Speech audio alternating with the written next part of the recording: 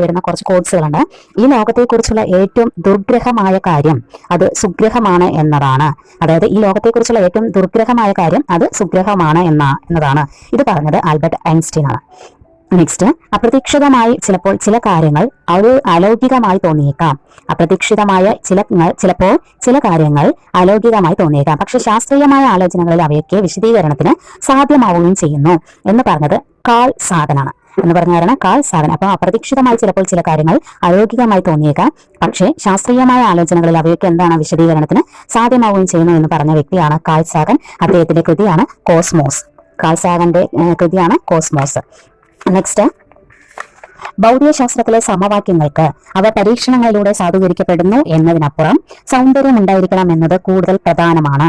ഭൗതികശാസ്ത്രത്തിലെ സമവാക്യങ്ങൾക്ക് അവ പരീക്ഷണങ്ങളിലൂടെ സാധൂകരിക്കപ്പെടുന്നു എന്നതിനേക്കാൾ സൗന്ദര്യം ഉണ്ടായിരിക്കണം എന്നത് കൂടുതൽ പ്രധാനമാണ് എന്ന് പറഞ്ഞ വ്യക്തിയാണ്